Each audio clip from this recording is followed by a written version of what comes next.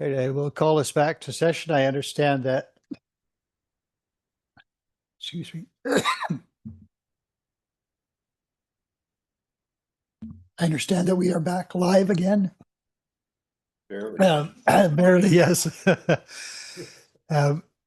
With our internet connection. And so I'm not sure where it was lost, but I will just ask the presenters to carry on wherever you think we were, and we'll proceed. Thank you. Thank you, Mayor Ireland. I will pick up on the last slide where we were, which was simply a recap of the number of dwelling units that have been created in association with rebuild. So with building permits, 382 dwelling units are under construction or occupied. Of those, 116 are net new dwelling units. So we are not recreating the housing challenge that we had. And 63 dwelling units are occupied right now. Some pause for the screen share. Sure. It's sharing. Okay. So key highlights so far in 2026 is we had a 5th workshop with builders in February, and the purpose of that workshop was to have Parks Canada, utilities, Muni employees meet with a variety of builders and contractors to prepare for the 2026 construction season. We also have updated the rebuild guide and the builder's guides. Parks Canada has launched an automatic permitting program, and 40 permits have been issued through that to date. What's important about that is those permits are now not in the regular permit process. They're off to the side. We've also prepared, the municipality has, that is, a public road closure map, so builders and contractors or any Muni employees can quickly see where road closures are and plan their routes around town accordingly. The street and public space use permit process has been streamlined at the municipality, and Parks has undertaken significant policy updates with the land use policy and their temporary use policy. And then the municipality of Jasper has also done a significant bylaw update with the offsite levy bylaw and also the parking authority bylaw. And we have 39 buildings occupied that had been destroyed by fire and rebuilt, which represents 63 units, and also felt it important to flag for you that the accessory dwelling unit incentive program, 78 applications, and the money has started moving to 5, which means that there are 5 new units that are occupied, and each of those have received $30,000 from half funding through the municipality. And last but not least, over to my colleague, Ms. Goldney, for what's to come in 2026. All right, so we do have a builders meeting that's coming up on July 29th. It's intended to serve as a mid-season check-in, and invitations to builders and contractors will be going out this week. Parks Canada is also working to implement fire resiliency requirements similar to those in town outside of the town site. We'll continue to explore ways to streamline and expedite the permitting process. And we'll continue to monitor the unique rebuilding challenges community members are experiencing to figure out how we can best support them and start to see more and more properties coming into that green. That's it from Beth and I for now. So we'll turn it over for any questions.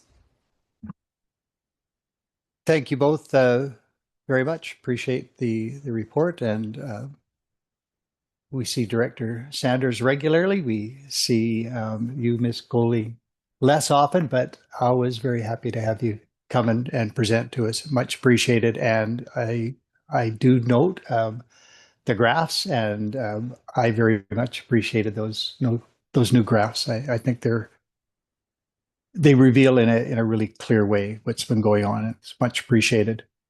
Councillors, questions for our presenters? Councillor Frechette. Thank you, Mayor Ireland. I don't have a question as such. I just wanted to have a comment regarding the color graphs and how they indeed are starting to move from the unfortunate colors to the colors that we like. It's been a lot of work indeed by both of your offices, and it doesn't go unnoticed. We see so much activity going on in the community and really every sector. And I don't think this exercise would have gone anywhere near as smoothly had it not been for this cohesive working arrangement that we have between your two departments. And I, as one person who is in the process of rebuilding, I can say that my experience has been smooth. I went through the Parks Canada permitting process after following the municipality scrutiny and the superior inspection scrutinies, and I don't think Parks had my application more than a week.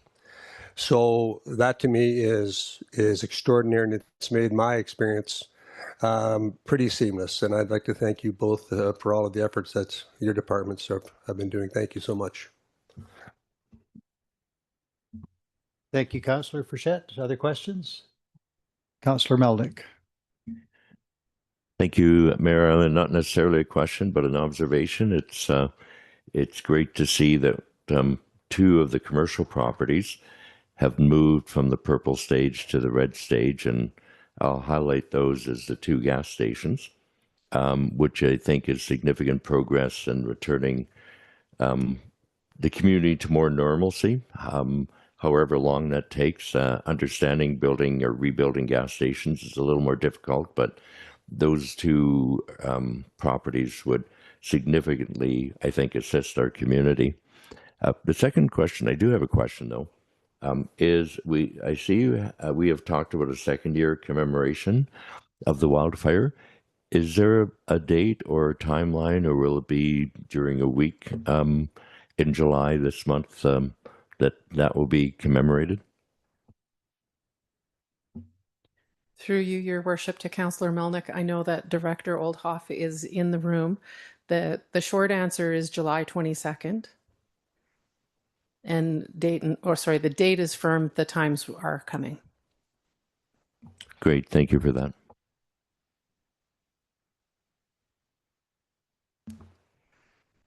Any other questions from the councillors?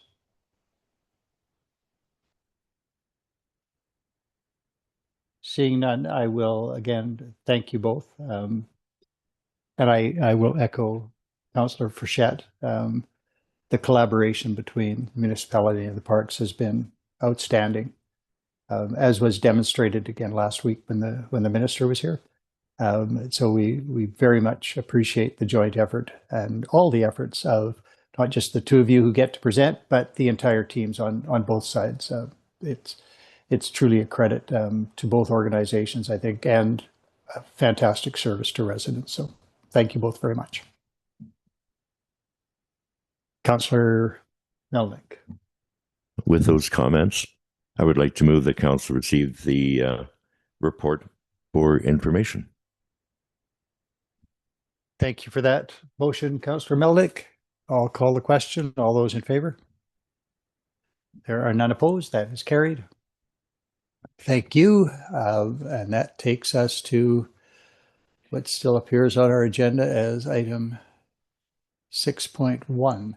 The Director's Report, our Director of Protective and Legislative Services, Director Didon.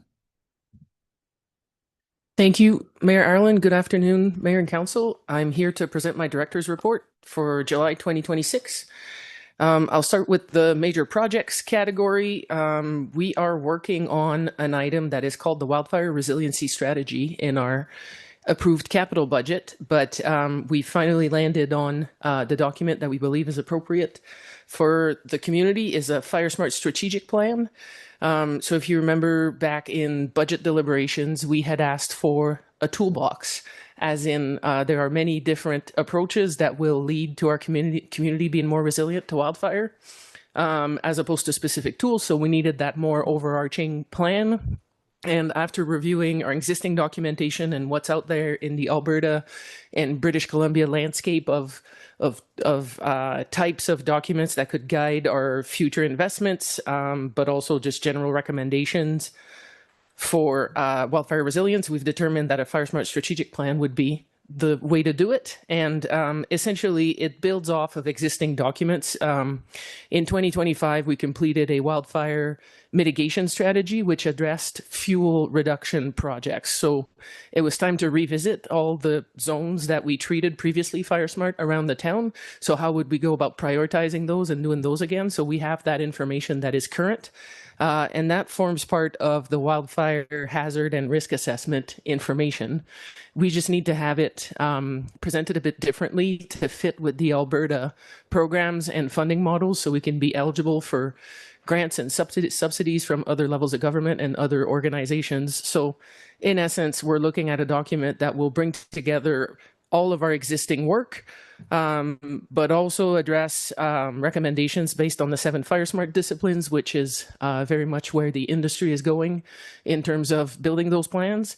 And like I said, provide strategic guidance for future operating and capital investments. So we're hoping this project will give us that strategic direction so we can come to the table with budget requests and plans for the future that are aligned, present best practices. And essentially, I think we've managed to hit the right level of knowledge and expertise from British Columbia. Seems to be where a lot of the forestry expertise is, but then we also need to consider that we function within the Alberta framework. So finding the consultant that could help us get to that sweet spot where it meets all of our needs and we get the right knowledge in the right places. We're quite excited to kick off that project. So it's going to take a while. It's going to take through 2027 to complete the project, but we're hoping that we can have some recommendations and some outcomes from that project earlier on so we can guide some of our budget presentation items for this fall. So that's probably the biggest update and the one that might generate the most questions, which I can take after. We also completed the procurement process for a business continuity plan. So that was identified as a plan that was missing from our emergency management framework. However, there's a recognition that business continuity is what happens while emergency management is also happening. So that is more a function of the CAO's office. So in discussion with CAO Given, we have determined that that project will be officially assigned in that area of the organization once the contract is awarded. In collaboration with the operations department, we also have some conceptual drawings for future renovations at the fire hall. So that is for the residential suite that we're currently occupying as offices and making sure we bring that space up to code for ventilation and different things. So we worked on some conceptual drawings so we can have some good data for our budget proposal, which will come this fall. And we've also have a draft, but it's very near complete, a building condition assessment. So similarly to guide investments in the fire hall as a facility, that building is now 25 years old. A lot of items have reached the end of their lifespan. So instead of relying on internal knowledge to try to determine what projects we should do next, we're working with engineers to have that capital plan laid out for years to come. Staffing wise, we have a new bylaw enforcement officer joining our team. He started yesterday. His name is Yashank Sharma. We were hoping to recruit a peace officer, but we faced some challenges there, and finding the right fit for that position was very important to us to make sure that it fits well within the community, supports our community approach and compliance-based approach. And so far, we're very pleased with our new candidate. And this brings us back to full levels of staffing for the bylaw enforcement service, which hasn't happened in some time. So we're quite excited to have our team fully functional again. We also have our 2 summer-term firefighters, which were approved for the 2026 budget. We have Marissa Kabelski came back. She was one of our term firefighters after the wildfire, and she joined us for this summer position. And we also have another firefighter, Kayla, who joined us as well. And 5 years of service for myself and for Chief Conte. Also 5 years of service for our legislative coordinator, Emma Acorn. So 2021 was a busy year for protective and legislative services. So that was 5 years ago. It's hard to believe. And we also have a pretty significant achievement. Our Deputy Chief, Don Smith, has been with the Jasper Fire Department in its different forms and iterations over time for over 40 years. So it dawned on me recently that Deputy Smith has been on the department as long as I've been alive. So that is a lot of experience and knowledge that we rely on daily at the fire department. We're very happy to have Don on board and look forward to continuing working with him. And then otherwise, a few service trends are highlighted, but I will skip to communications and engagement. So we held our annual wildfire resiliency information sessions at the end of April, as well as the open house at the beginning of May. Some mixed results depending on the event. So we're looking at how to reformat that for next year and ensure we reach residents and businesses. And we are also planning for public engagement for year-round paid parking. So there was a motion by council made a few months ago, and we're working with our public engagement specialists within the organization to get something to the public soon. I'm happy to take any questions. Thank you. Thank you, Director Nadon. I just wanted to note that not only has Deputy Chief Don Smith served the community for over 40 years, he now has a new best friend in the Minister of Finance. Worth noting. Councillor Roger. Thank you, Mayor Allen, through you to Mr. Don. I was just wondering if there's going to be some movement towards accessing the large amount of Parks Canada money that's been announced the other day towards fire-related matters, since the fire hall, for example, serves more than the town, it serves outlying areas. And I'm just wondering if you can advise us to where that's leading. Mayor Ireland, through to Councillor Roger, that announcement and the fact that it included some fire prevention money was sort of news to me, or news to our department last week when it came. I think our counterparts at Parks Canada have been involved in the proposal that led to this type of investment. I wouldn't speculate on what that money is allocated for, but as you can imagine, the wildland aspect of prevention to safeguard the community and other critical infrastructure, the dollars that are required to do fuel treatments, for example, are quite large. So I would imagine that it's in support of Parks Canada initiatives, which we benefit of those initiatives by the fact that our community is located in the middle of their jurisdiction. But as far as I understand, or I don't know for a fact that there are any of those dollars that are targeted at municipal services, infrastructure, training, staffing. So I think it's an announcement that will benefit us, and that on joint initiatives will strengthen us, but I don't know that any of those dollars are coming our way. Thank you. Hopefully we can make some inroads to talk to Parks Canada about maybe some of the dollars should come our way. Hopefully. Thank you. Thank you. Other questions? Councillor Frechette. Thank you, Mayor Ireland, and through you to Director Nadon. You were mentioning that we're going to be procuring a consultant basically to help with the fire smart issues going forward. Now, do you have any indication what that would be? Is this to do with construction policies or procedures, or any kind of landscaping issues? Is this going to be all comprehensive? And you mentioned it's a consultant out of BC that we're going to be working with. Do you have any broad strokes as to what the categories of that process will be? Mayor Ireland, through to Councillor Frechette. The consultant we're working with, I guess, started in BC, but I would say is a national consultant at this stage. They have projects in different provinces, and those types of plans are becoming more prevalent even in the Maritimes and Quebec and Ontario. So sort of a more national approach, but in essence, we're updating our wildfire hazard and risk assessment. So that looks at the types of fuels that are around the community, where the fire could come from, essentially, and position us better to organize and prioritize initiatives based on the landscape that's around us, right? And that's specifically in the immediate vicinity of the town site.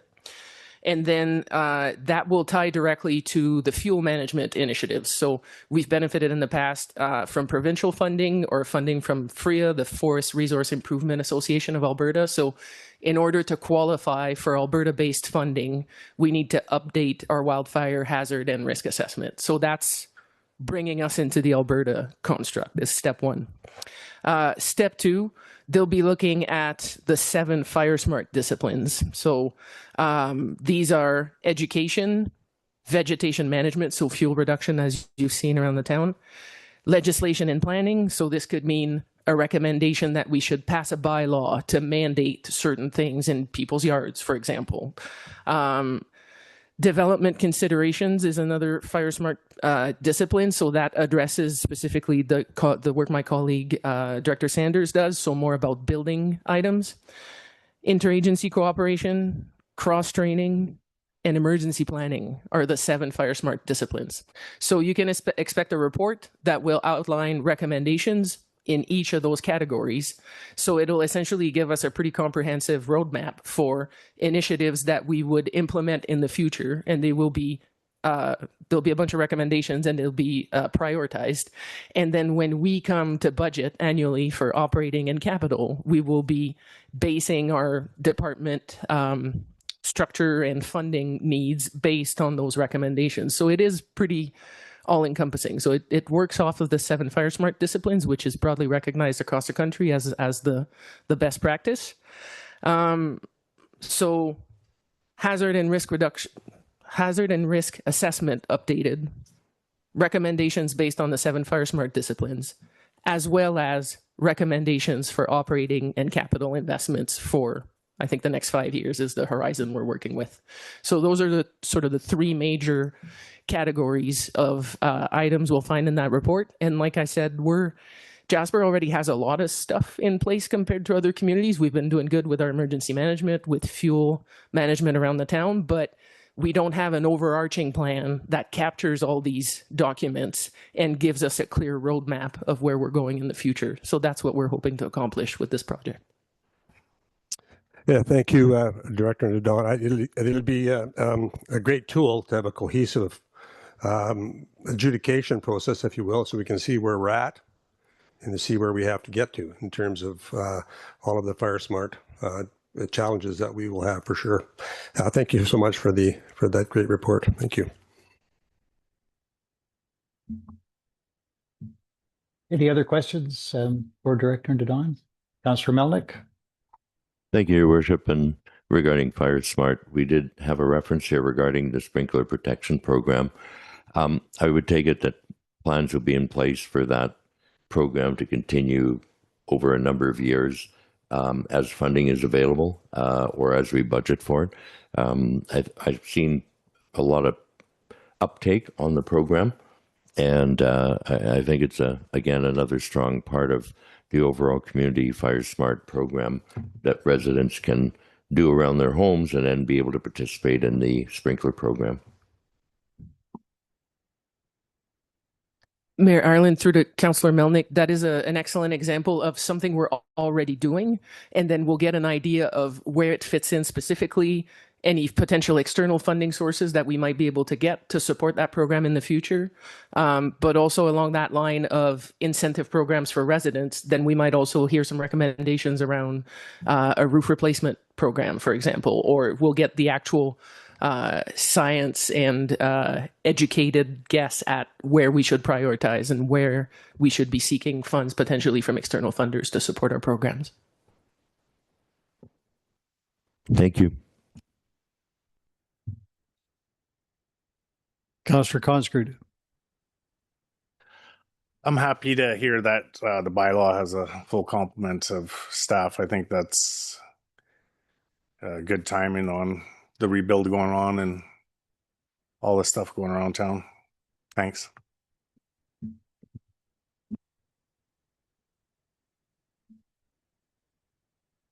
If there are no other questions for Director Nadon, I will thank her again for her report and look for a motion to receive the report for information. Councillor Melnick? It would appear that's my mandate this meeting to move that we accept the report as presented. Thank you for that motion, Councillor Melnick. All those in favor? There are none opposed. That is carried.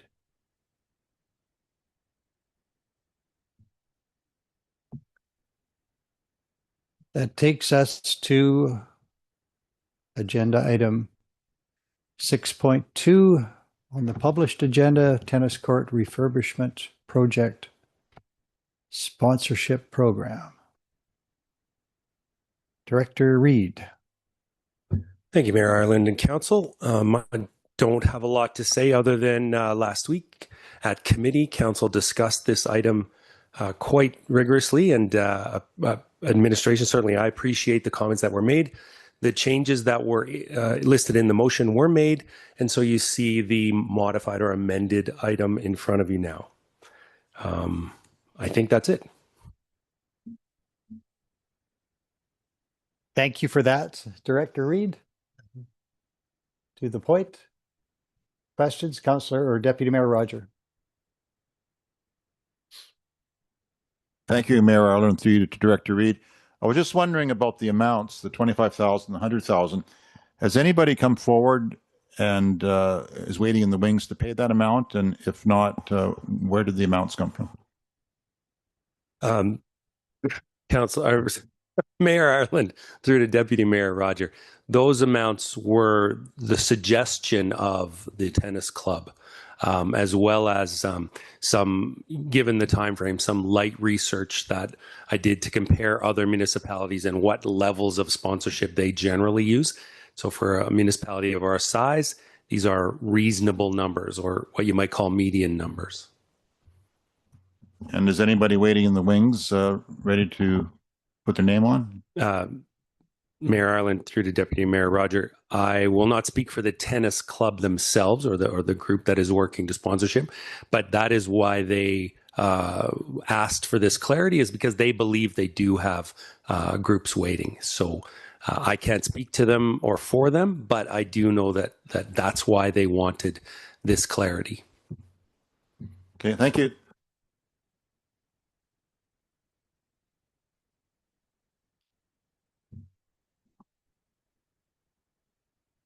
I don't see other hands at the moment. So I will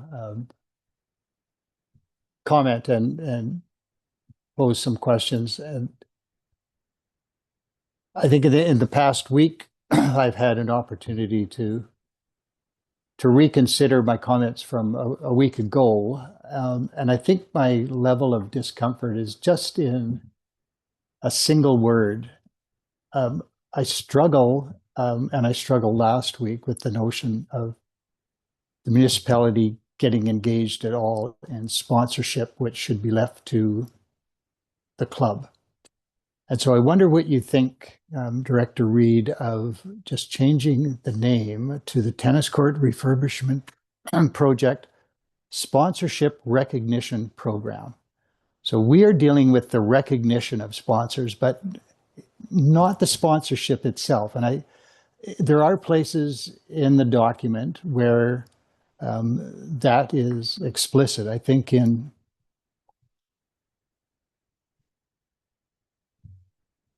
recognition standards, for example, in number 4, where we are recognizing that we are dealing with recognition, not so much sponsorship. And there are a number of places throughout the document where it would add an incredible amount of comfort to me if we talked about the sponsorship recognition program rather than sponsorship. Because again, I don't think it should be incumbent on you to assess the quality of sponsors who want to contribute money. It is different, though, if on our facility we are going to provide recognition of those sponsors. And that would change the tenor to me.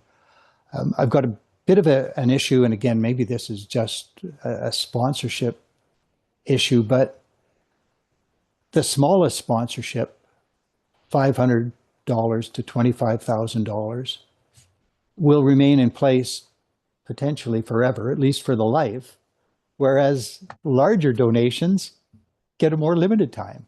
That to me seems a bit inconsistent. So for $25,000, you can get naming rights. It's different. I appreciate it's for a court, but up to 10 years, whereas for 500, as long as it's there, you're on the wall. And I get perhaps the larger donors are also going on the wall. But in any event, that's the sponsorship program, probably not so much our issue. And so if we restrict our issue to recognizing on our facilities the sponsorship, I think it changes my attitude quite a bit, because I think it changes your workload quite a bit. If you want to comment, you may, but you need not.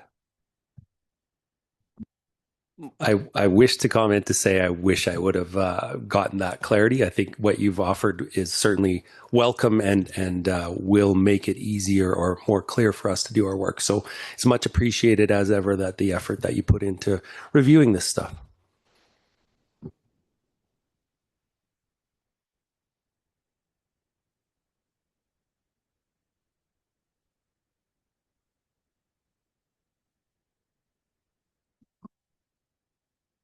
Any other questions for Director Reid?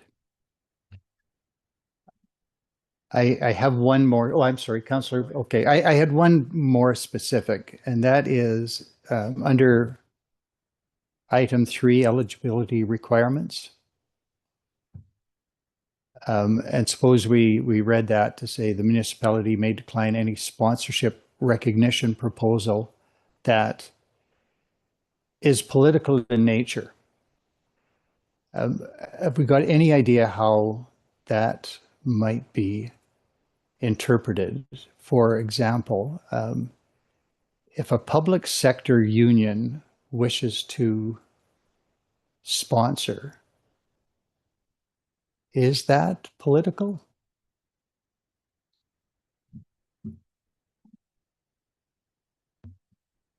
Mayor Ireland, you as ever ask very good, challenging questions. And my answer will be, I think, perhaps too vague. We would evaluate everyone that came in. If it came in saying we support, we make this donation with this political angle, then we would see it as political. An organization isn't necessarily political on its own, especially in a union's case. So everyone would be evaluated individually. And should we have questions, we would then rely on our sort of legal support, as well as when it came to a contentious item, we would certainly bring it to council should it be appropriate. So we wouldn't be making those kind of judgments on the snap without backup. Councillor Melnick, you had a question. I am willing to suggest that there is an amendment that you would like to see, and I'm willing to suggest an amendment to the naming of this particular item to be the Tennis Court Refurbishment Project Sponsorship Recognition Program, and throughout the document that word recognition be inserted appropriately to ensure that it's clear that it's a recognition program that we're approving for the tennis court, and that we're not involved in the actual sponsorship. So I would like to suggest that I could make that motion that council approve the tennis court refurbishment project sponsorship recognition program, and I'm going to use the term as amended.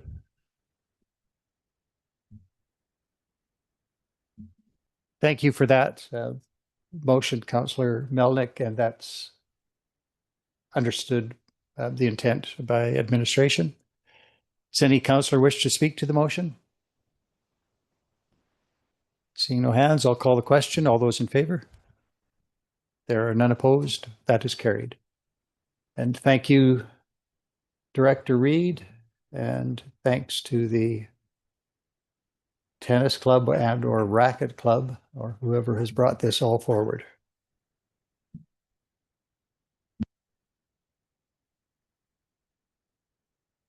That takes us to agenda item 6.3, Affordable Housing Property Tax Grant Program.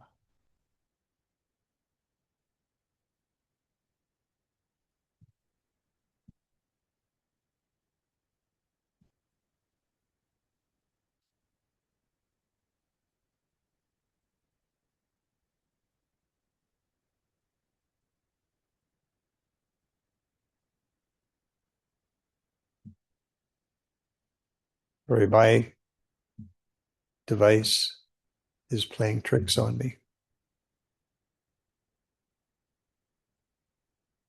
This item, I think, came forward from Committee of the Whole last week. So it is here by way of recommendation from Committee of the Whole to Council. Do any councillors have any other comments regarding the matter?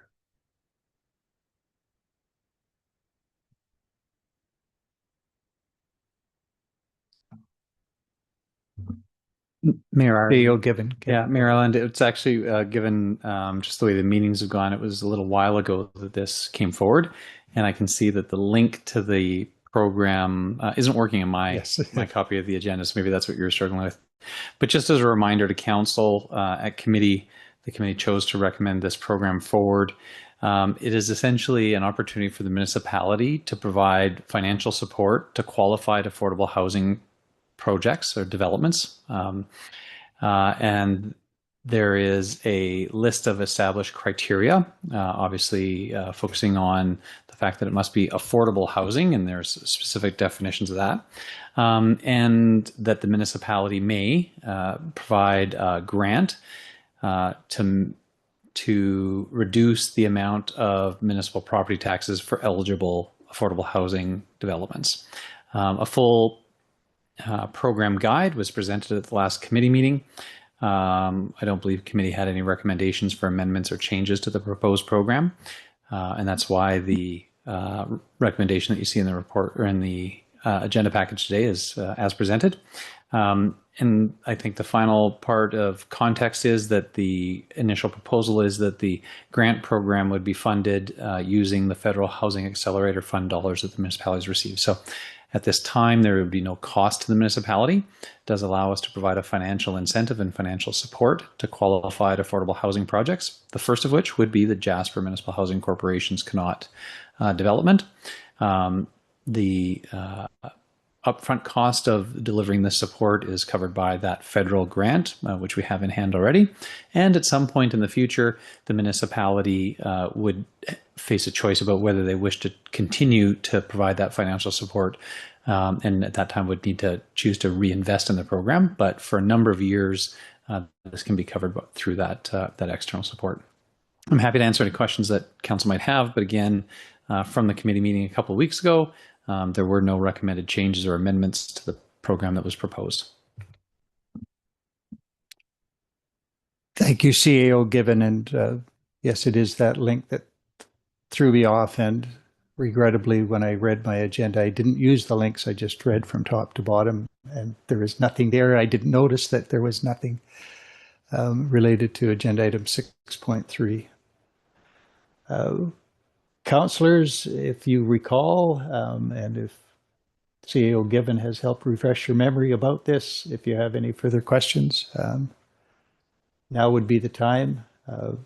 Otherwise, if there is a councillor prepared to make the recommendation as a motion, that would be fine. Councillor Roger.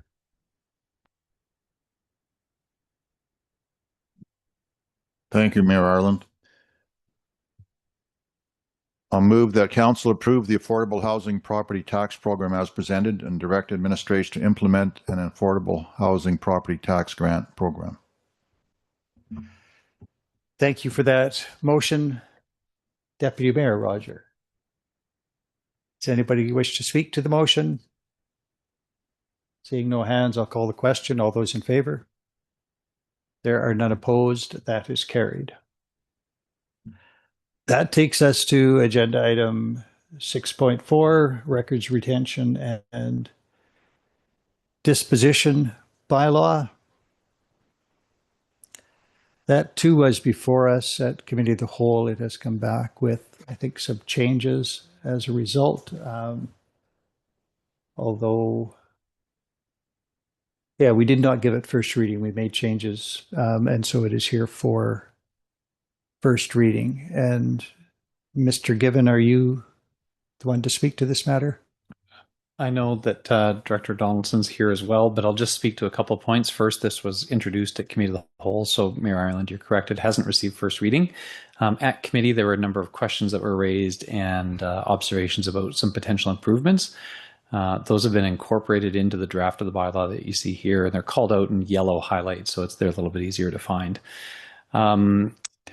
And so I could either go through and just sort of describe the changes that were made and refresh council's memory, or you might have clarity on the intent.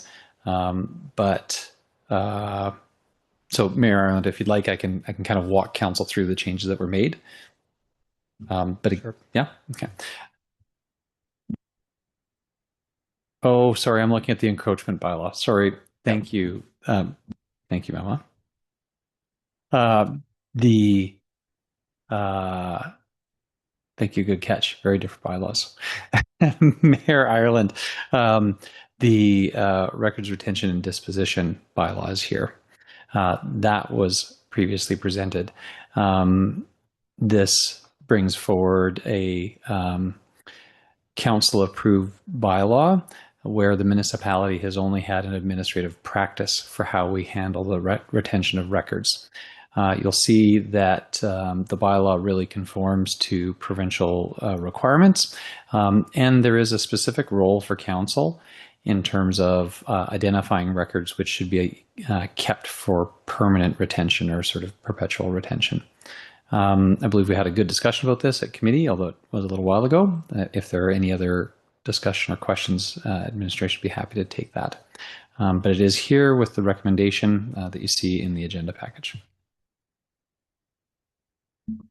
Thank you for that, CAO Given. Are there questions from councillors?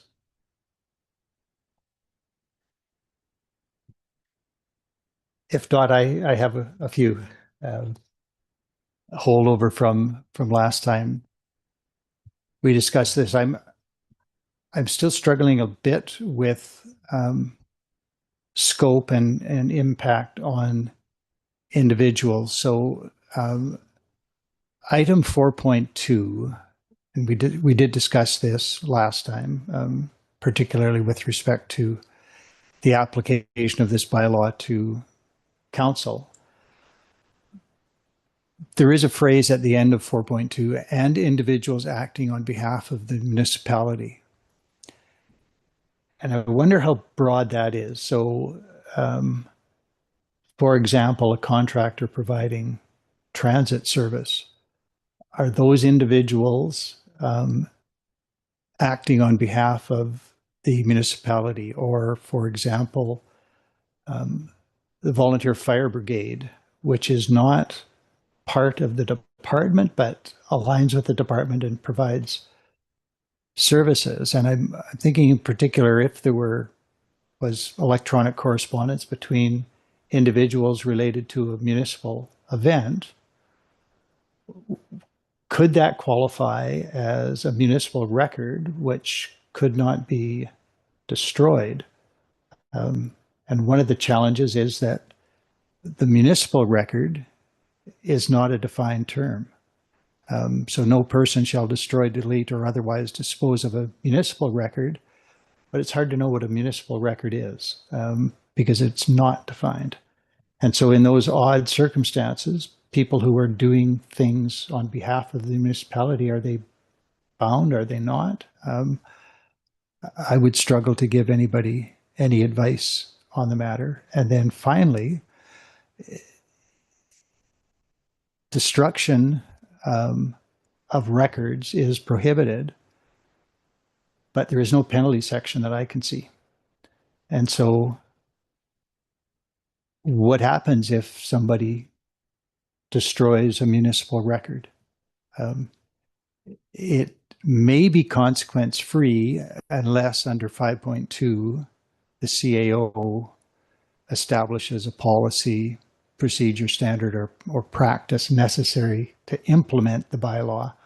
But I don't know whether punishment of a breach is implementation. So those are the remaining challenges that I have with the bylaw.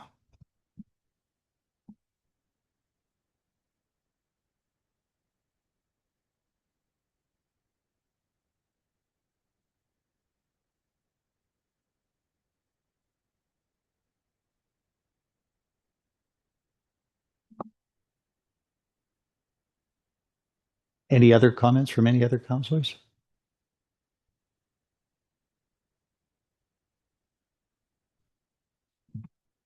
Deputy Mayor Roger. Thank you, Mayor Arlen. Through you to Mr. Given. I was curious about section 7.2. It seems to say that you can't destroy anything except in accordance with the bylaw, a schedule, or legislation. So if the legislation says you can destroy it and the bylaw says you can't, you could still destroy it because it falls into one of those categories. I'm just wondering if that's properly worded.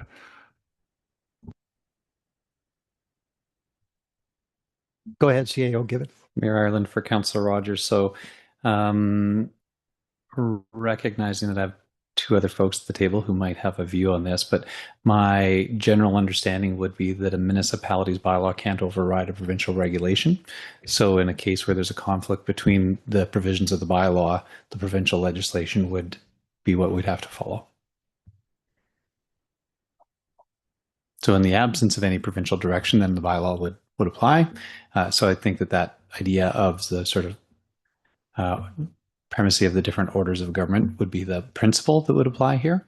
It just says that in the absence of any provincial direction, then the bylaw would apply.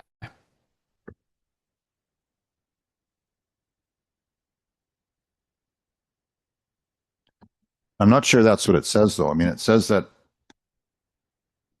you can destroy it in accordance with the bylaw or the schedule or the legislation. So if the bylaw, for example, says 2 days and the provincial legislation says 3 days, you're still complying with the section if you just wait the 2 days. It should have something that says that you can't not comply with the other two, I would think.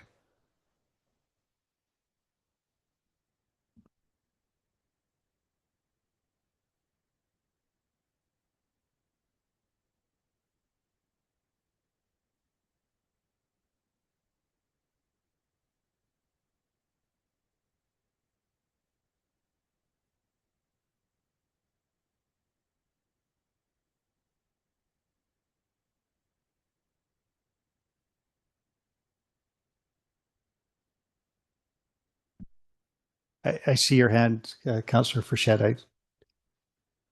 I'm not sure whether Mr. Given was contemplating or waiting. Thanks, Mayor Ireland. I was waiting. I'm not sure I heard an observation. And I think maybe a bit of the challenge here would be that the bylaw is here for first reading, first and second reading.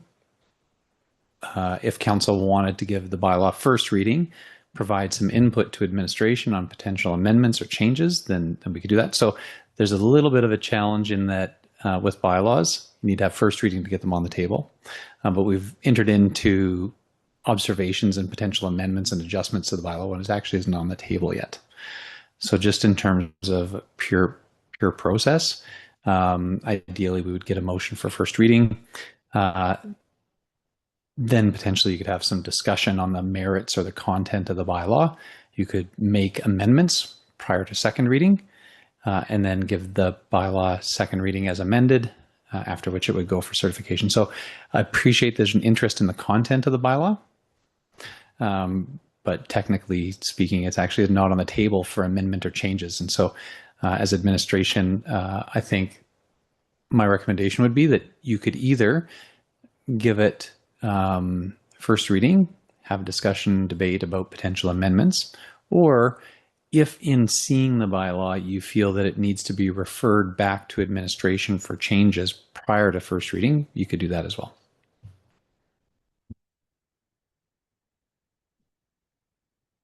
Thank you, CAO Given, for those observations. Councillor Frechette. Yes, I'm just wondering on Article 6.2.2, it spells out the establishment of retention periods. So do we have a retention period established? Does this mean that it's an arbitrary, we can establish what a retention period would be, or is it spelt out in perpetuity, or what's the time frame for the retention period for said indiscretions of confidential material?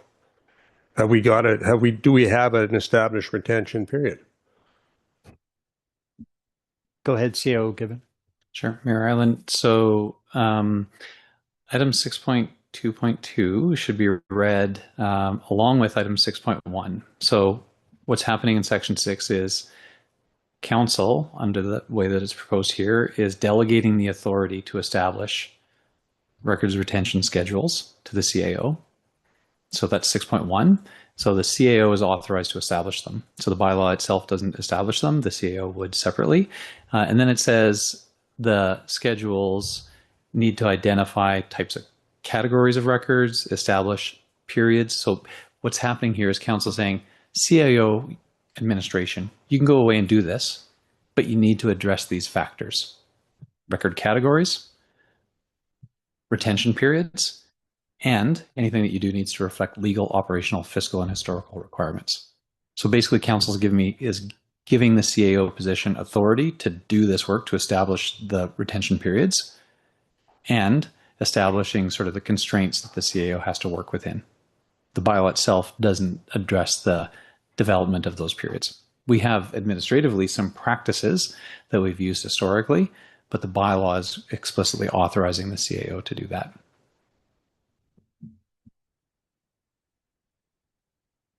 Thank you. Director Dudan. Mayor Ireland, I apologize for missing part of the questions and discussion. If I may offer some insights, which may be helpful or maybe not. In relation to Councillor Frichette's question about retention periods, just to give you an idea, 7 years is a common retention period. So after a certain document has fulfilled its need operationally, it needs to be kept for so many years. So it's usually years. It could be 2 years after it's superseded, or it could be permanent retention. Council agendas and minutes, for example, we're never allowed to destroy. We do have an existing schedule that already exists, which we've been operating with and functioning with. It is based on best practice in the province. The government of Alberta from time to time will issue through municipal affairs a template. So it gives you some guidance on what these numbers of years are, but also through lawyers and consultants over time, we've developed our own schedule, which is reflective of our municipal structure and departments and what kind of documents they create and maintain and destroy. We are in a situation now where we need to invest in our records management system and procedures to address new departments. So as UDS, for example, is a new department, creates new types of documents. What are the retention periods for those documents and things like that is work that is upcoming that we have to complete. So maybe that gives you a better idea of what retention periods look like. Like think of the Human Resources Department has a lot stricter requirements. Documents need to be kept longer than a superseded policy of council, for example. So that would be superseded plus a certain amount of years, and then we can delete the old one, destroy the old one, essentially. So that's what's intended here by retention period. So it's a pretty technical document, and that's why we're asking council to delegate the authority to the CAO so changes can be made to that schedule without coming back to council every time. Like it's a more administrative in nature type of work. And back to Councillor Rogers' question about, I'm putting together that we're probably talking about section 7.2 and 7.2.1.2.3. For example, the reason we need 7.2.3 is sometimes a record category is not identified in our schedule. It's not necessarily something we dealt with before, or that's not already included, but then there is applicable provincial or federal legislation that is quite specific to an area. Human resources comes to mind because there's lots of confidentiality and requirements around the documentation there. So for example, our HR manager was working on cleaning up some records, and she identified that there were some documents there that she couldn't identify in the schedule, but she knew of the provincial legislation that was applicable and that we could destroy the records on that basis. So that's what was intended in section 7.2. Whether it satisfies council is a discussion we can have. And as CAO Given suggested, first reading on the table would then allow for that discussion around amendments to the bylaw between first and second reading. That's what I have. Thanks. Thank you, Deputy Mayor Roger. Thank you, Mayor Allen. In 7.2, the simplest thing would be to change the word or to and so that it has to comply with all three. And if two of them don't address the subject, then you don't have to comply with it. But the way you've got it worded now with the word or, it could be any one of the three would give you the green light, and that's not what you want, I don't think. So I think the motion we should have is that go back to administration just to make whatever amendments are suggested.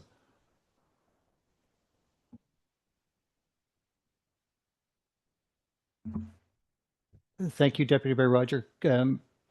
Councillor Melnick, did I see your hand earlier? Thank you, Your Worship. And I think what I was hearing administration say is that they could make amendments, but if we read the bylaw, give it first reading, and then have a discussion, administration will know what amendments to make. And, you know, Councillor Roger made an observation about using or changing the word or. I was thinking about adding the word or to this bylaw, or 7.2.1, this bylaw, or an approved records retention and disposal schedule, or. So in other words, there's a cascading way that records are determined whether they can be disposed of or not, and using the word and might be more appropriate. But the idea is that I think in the disposal of records, you take all the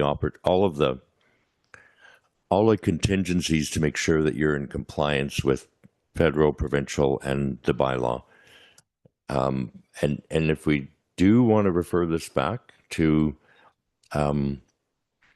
administration, I'd be happy to make that reading if that's the will of council to go through that process to then have other discussion about any other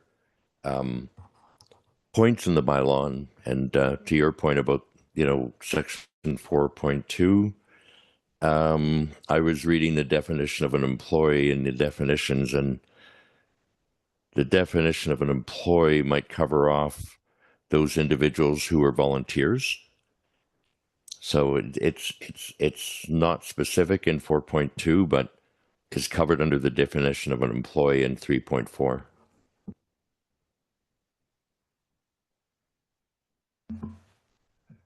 Thank you, Councillor Melnick. I'm not sure where you ended up. I would be happy to entertain a motion for first reading, and then we can deal with a number of motions for amendments and send it back for revision prior to second reading, if that's where you were leaning, but I couldn't tell for sure.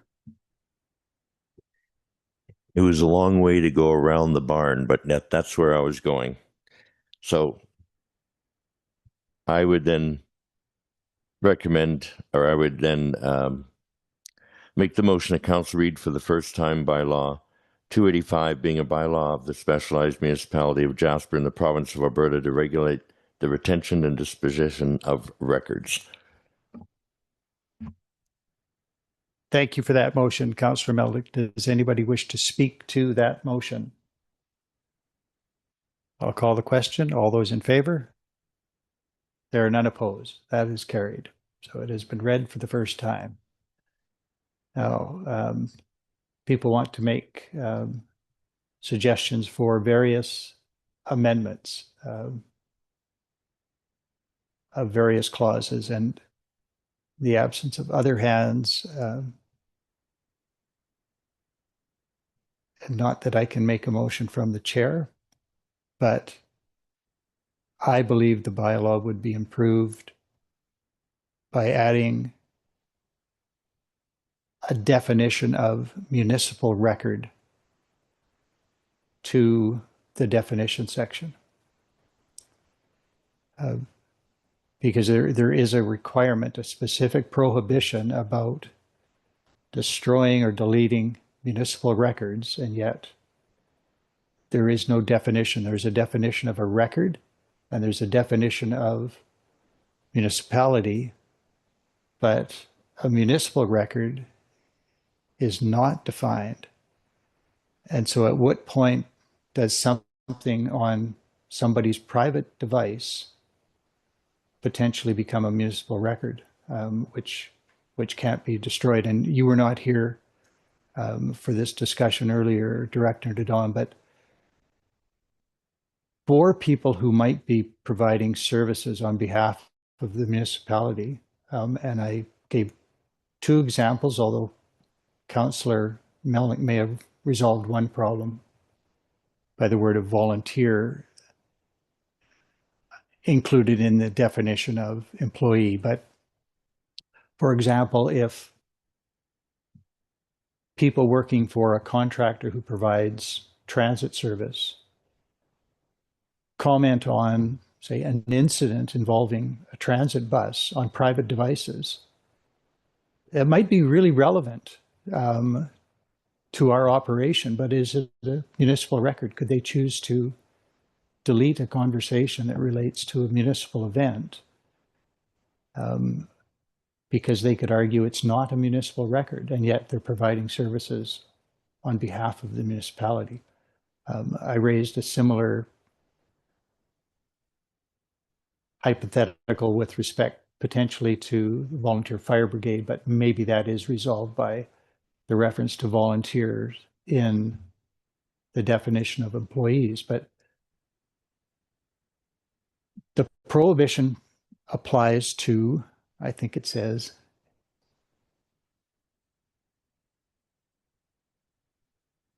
no person may or shall destroy. But that means a person captured by the definition. So I think that is open-ended. So that is one amendment that I would recommend, and I can vacate the chair, relinquish the chair to make the motion, unless somebody wants to make a motion to amend the bylaw having received first reading to include a definition of municipal record.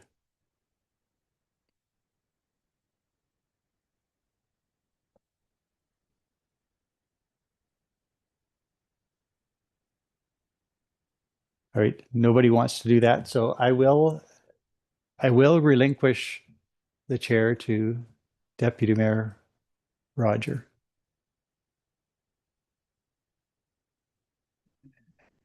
And having done so, I will make a motion that bylaw number 285 be amended by the addition of a definition for the phrase municipal record.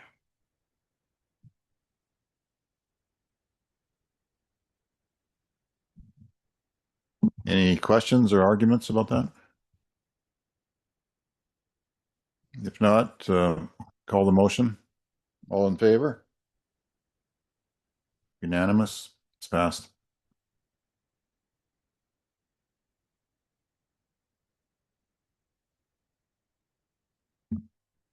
If you want to send the chair back my direction, I will assume it.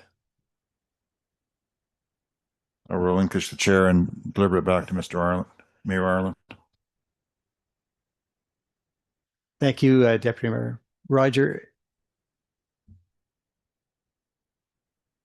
does any other councillor wish to make a motion to amend bylaw number 283 prior to second reading? Councillor Melnick.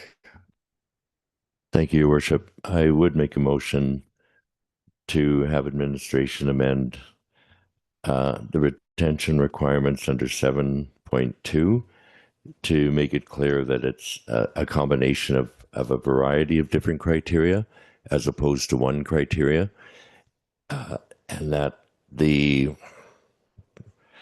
superseding criteria should be the legislation provincially or federally, so that it's clear there is a variety of ways to look at how we would dispose of a document and ensure that we actually follow through with each of the levels that we would have to review.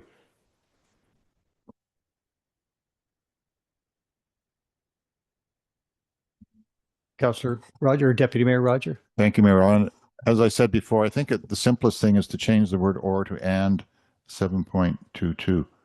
That way, all three things have to comply before you destroy a document.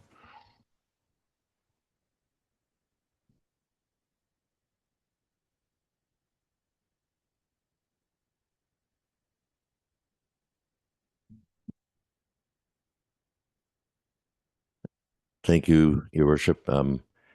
That being a friendly amendment to the motion to review that section, I would suggest that we add the word "and" also to section 7.2.1 to fulfill what I was talking about, a cascading, that it's the bylaw and the retention schedule and legislation. So I would add "and" after this bylaw in 7.2.1 and change "or" in 7.2.2 to be "and."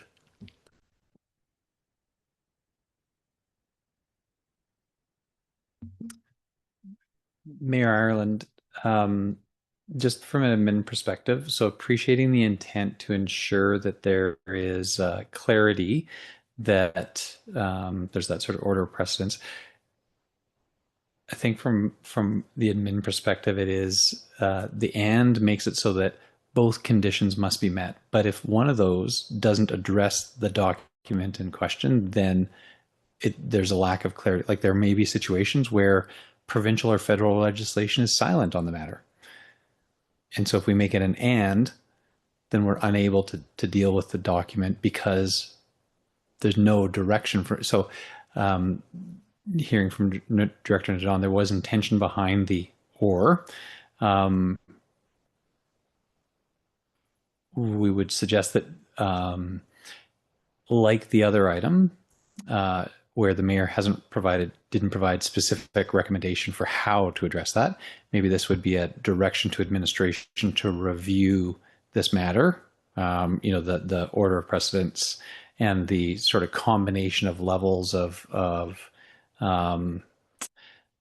guidance for what can be deleted under section 7.2. Maybe it's something a little bit more general like that, so we could come back to you with some advice rather than just the straight amendment of the word. So I think from our perspective, that starts to may introduce some unintended consequences. We'd like to have a chance to give you some advice on that.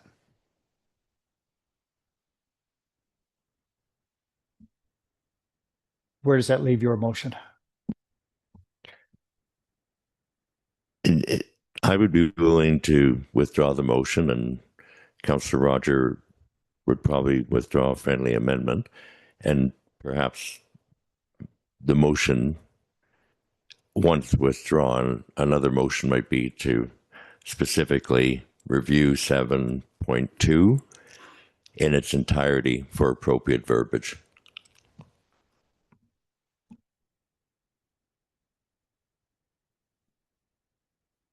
Is there any objection to Councillor Melnick withdrawing his previous motion, which had been subject to a friendly amendment? I see no objection. So that is withdrawn, and you have put on the record a new motion? I'd like to make the motion that administration reviews section 7.2 in its entirety to ensure that the verbiage complies with the intent of what we're trying to achieve in this bylaw.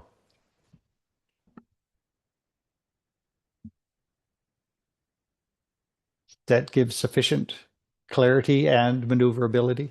Okay, thank you. All right, I will call the question on that motion. All those in favor? There are none opposed. That is carried. I had one remaining issue, and whether or not I need to make a motion remains to be seen. Again, Director Don, I think you were out of the room. I am concerned about the fact that there is no penalty clause at all. There's a prohibition, but no consequence for anyone who breaks, who breaches the provisions and destroys municipal records yet to be defined.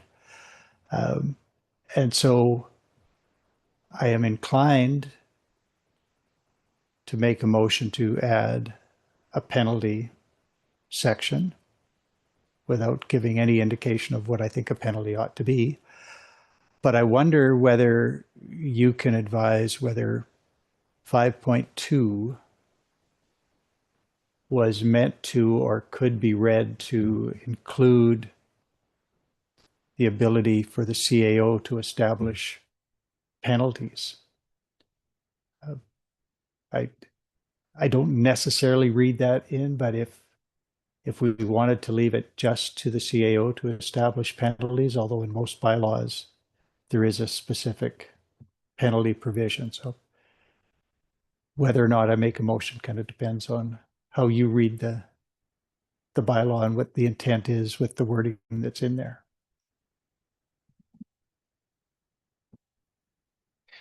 Thank you for your observations, Mayor Ireland. My first thought is that the main purpose of this bylaw is to delegate authority to the CAO to establish schedules. The enforceability or practicality of implementing this bylaw in day-to-day operations is closely intertwined with Access to Information Act, Protection of Privacy Act, and from my experience as the FOIP coordinator for the municipality for several years, going back to your concern around individuals that are subject to this bylaw that are part of the scope, but that are not employees or councillors, the reality of it is we can't search non-municipal devices. So if that sort of puts a bit of a caveat around your concerns, even around municipal records and contractors and other situations like that, I don't think the bylaw does what you think it might do in that sense. And therefore, my first reaction to a penalty clause is that we're going to fine municipal staff for destroying records that they weren't supposed to be destroying, for example, when realistically it's more of a conduct or discipline or HR sort of matter. Like, I hesitate to call this an administrative bylaw, but it's not the regular kind of bylaw that, say, the Bylaw Enforcement Service enforces. I don't see how that would progress to a stage where we would issue a violation ticket, for example, which usually correlates with penalties. So I'm not saying it can't be done. I am saying I've never seen it in any other similar bylaw from other communities or in the field of practice that is records management generally. But if you feel like that's an area that we should explore, we're happy to take that under consideration and review the matter as part of the other work that we'll have to do before we come back for second reading.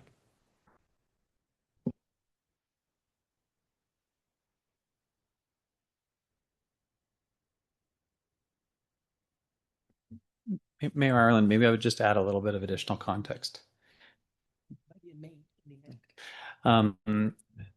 This bylaw, unlike some others, as Director Don said, is intended to regulate how we as an organization operate.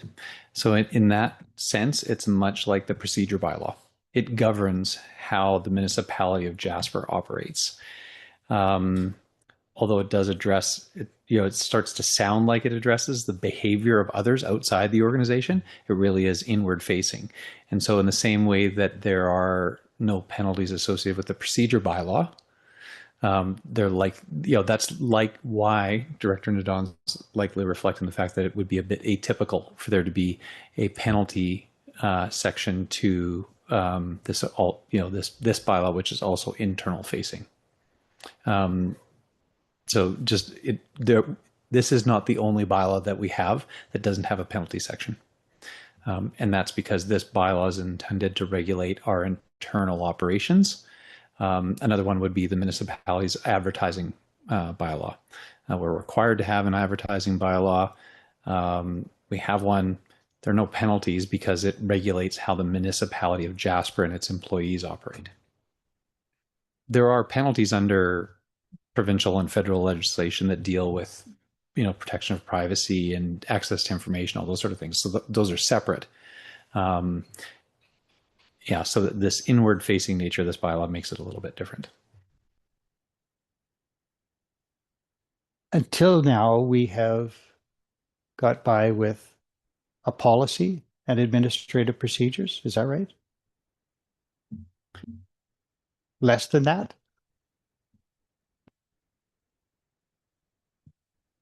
Yes, Mayor Ireland. For years and years, we followed the provincial schedule, which was pretty generic, but came from a trustworthy source of information, being the Government of Alberta Municipal Affairs.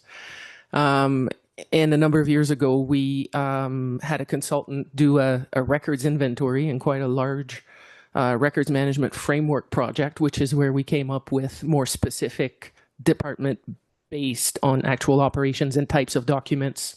We did an audit for each department and all that.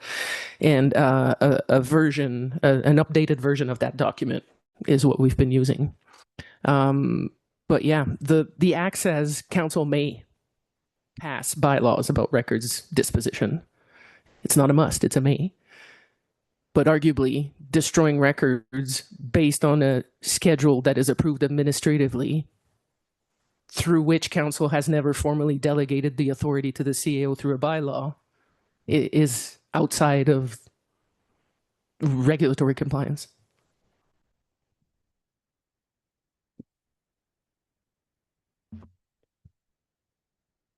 I don't want to belabor this unduly, but I need an additional level of comfort, I think. Are we exposed as an organization under freedom of information legislation if our organization destroys records? And so if there's going to be a penalty to us, why would we not want to be able to enforce the prohibition in our own bylaw? I mean, I don't mean to insinuate ill will to anybody, and I'm not talking about inadvertent destruction of records, but if somebody chooses to destroy a record and the municipality can be held accountable in some way for that, then why would there not be accountability at the individual level? Like it troubles me that we could be exposed to repercussions and yet we can't pass anything along. Mayor Ireland, I would maybe give a comment to that. The repercussions or the consequences of anybody acting contrary to the bylaw, the people that are governed by this bylaw, means permanent, temporary, casual, contracted personnel, volunteers, and any individual acting on behalf of the municipality. Many of those people are subject to direct sanction because it's their work. So if somebody who's a volunteer on behalf of the municipality and they act contrary to the bylaw, well, then that would have an implication for their ability to volunteer, their participation in that activity. If they're an employee, then they would have, we would have the ability to sanction them as a part of their employment for, acting contrary to the bylaws of the municipality. So there are other remedies available to the municipality as an employer of the category of people that this really applies to. If some person from outside the municipality comes in and starts destroying our records, well, we've got an entire other challenge, and where there are probably remedies under the law, under provincial law, of destruction of private property, all those sort of things. So I'm not sure that, again, this is an inward-facing bylaw, and so it is slightly different than many of the other ones that we might deal with.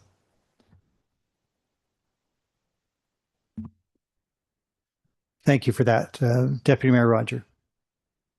Thank you, Mayor Ireland. Again, I don't want to belabor it either, but I've just noticed that Section 8 authorizes the CAO to destroy records that have only complied with 7.22. So it could be contrary to federal legislation. So I don't think that's right either. I mean, if you look at that section on its own, it's not inconsistent with 7. So if you're going to look at 7, I think you should also look at 8. And certainly with number 7, if you change the words, instead of having except in accordance with, just have not in contravention with, then it includes all 3 things if the and is put instead of the or, as a suggestion.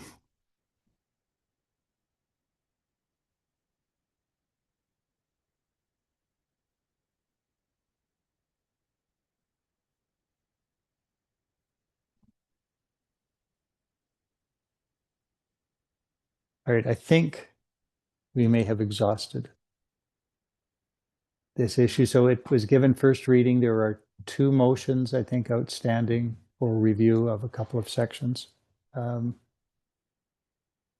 Any other suggested takeaways for administration before this comes back to council for second reading?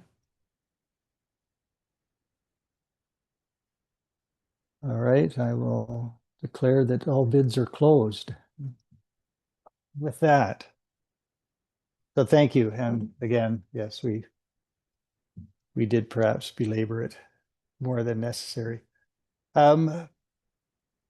We are about to move to agenda item 6.5. Does anybody need a break before we get on to that? It looks like there. All right, we'll have a 5-minute recess.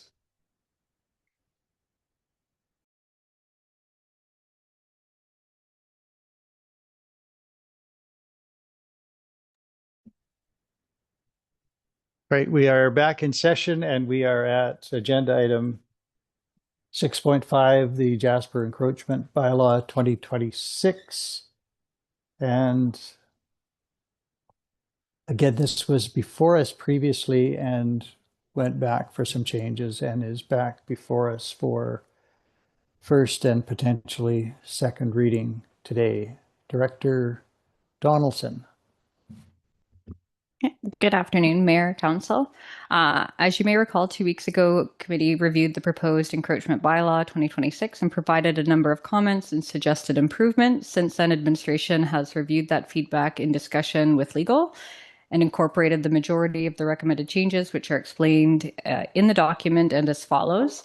I do just want to mention one error that we caught after sending it in, and that was in the preamble.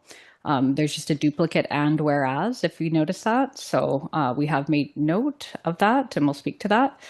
But within that preamble there, we had a recommended change for wording as well with that. So it would read, and whereas encroachments on municipal land, whether existing or future, may interfere with public access, municipal operations, municipal services, or infrastructure. So that wording would remove the duplicate and it would change that wording slightly. The next item that was brought forward was 2.4, and it was the definition of encroachment. So that's where the discussion was whether to use the word on versus onto. We do recommend to retain the proposed wording of on. This would regulate the presence of encroachments on municipal land, regardless of how they came to exist. On, over, or under municipal land is broader and more accurately reflects the intent rather than onto. When it came to 2.4.4 lighting, we did change that. So it would read light fixtures rather than lighting, which was the original proposed word there. In 2.18.1, we did go with a proposed wording change of distribution systems for gas, electricity, telecommunications, data transmissions, cable television, and oil and petroleum transmission facilities. So that was a change from what we had initially drafted there. On to 3.2, there was a general encroachment limit with regards to schedules B and C. So there was a potential conflict with permitted encroachment. So the proposed amendment is encroachments onto streets, open spaces, or municipal parcels shall not exceed 0.3 meters unless authorized in writing by the municipality or otherwise permitted under schedules B and C of this bylaw. So this would clarify that section 3.2 establishes the general rule while schedules B and C provide specific exceptions. in 11.1.3, and this was a service of notice. So the issue that was raised was posting a notice on the encroachment itself. Posting is, this is a clarification point, but posting is one of several permitted methods of service, along with personal delivery, registered mail, and electronic delivery, and provides flexibility to ensure timely enforcement. Under Section 13, notices and fines. So the item that was brought forward was when enforcement and penalties begin. So we proposed the addition of a notice to remedy issued under this bylaw does not constitute a penalty or offense. Failure to comply with a notice may result in issuance of a ticket under this bylaw.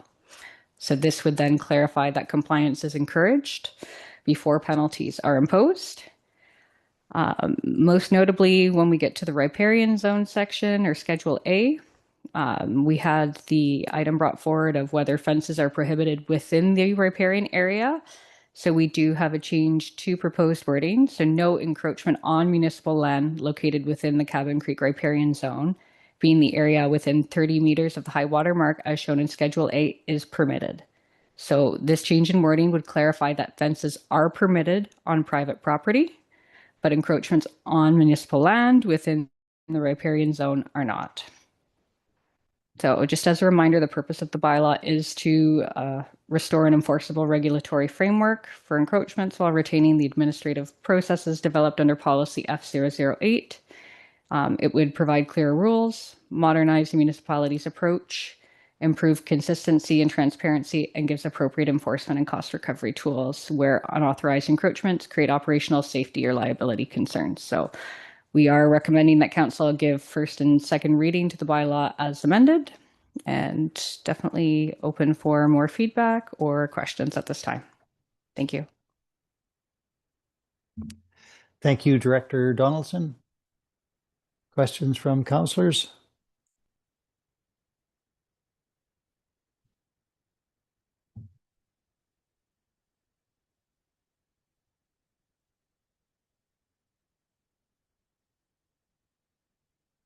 Councillor, or pardon me, Deputy Mayor Roger. Thank you, Mayor Ireland. It's a small thing. I'm just wondering in 3.2 if the word authorized encroachments on or extending onto streets would not make it clear. I mean, we've got right now saying that you can't have an encroachment unless it's authorized, and you've got encroachments. But the adjective authorized would make it clear that only authorized encroachments can be there in the first place, and then there's the size restriction.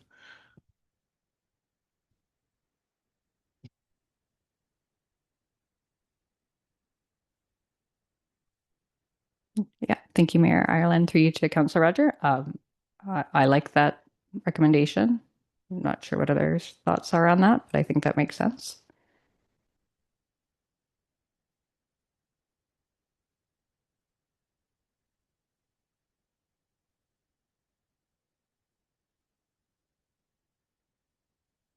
Councillor Consgrude. Thank you, Mayor Ireland. Through to you, Director Donaldson. So could you clarify what the red lines on this map with the riparian zone are? Yep, thank you, Mayor Ireland, for Councillor Consgrude there. So if you're looking at the map there, I'm just going to scroll to it there. So the red lines, well, they're two different things. Yeah, so those would be your property lines itself. So those are your different lot lines there. So you could place a fence on that property line itself. So you'll see some riparian area that come into private property. So that would not be an encroachment. So I think I may have confused a few people last week with that, and apologies for doing so. But on that actual lot line itself, you could have a fence, let's say. Thank you. Yeah, that clarifies it. Clarifies the thing. So anywhere that the red lines are, people could have their fence there. Thank you. Yeah, thank you, Mayor Ireland, through you to Councillor Consgrude. Yeah, and that is my understanding. We did review that quite extensively, and you will notice there where that riparian area extends with the black line onto private property. That just limits somewhat some other aspects there, but that has nothing to do with this policy.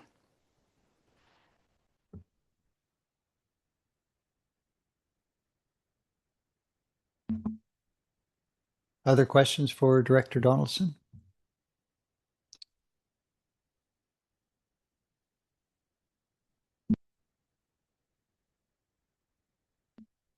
Director Donaldson, is there any intent within this bylaw to deal with encroachments into a setback rather than onto municipal land? And I'm thinking particularly in the schedule that deals with portable accessory structures. The way I read that seems to me to imply that you could build a shed a foot onto municipal property and you'd be all right. Which I fail to understand why we would invite people to encroach. But there is a requirement that structures have to, I think, be, a meter or something from the fence. So is that intended to capture encroachments on the leaseholder's property, but encroachments into the setback? Or are we really saying that, yeah, it's quite all right if you have a shed jutting a foot into public land, as long as the shed itself is under 10 square meters? I'm really struggling to understand what sort of invitation we're giving to people.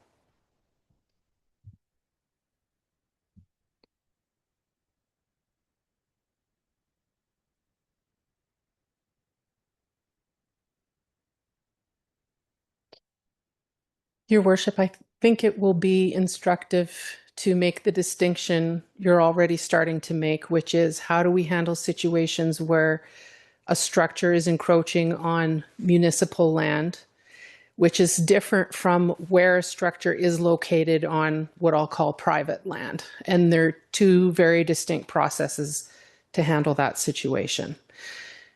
So I would suggest that the encroachment bylaw is dealing with a portion of this equation. So in an instance where for some reason it made sense, I cannot think of an example where we would say it's okay, provided that you meet all the requirements of the encroachment bylaw. But probably before then, there's a bigger issue, which is going to be, is a structure lawfully constructed on their own property?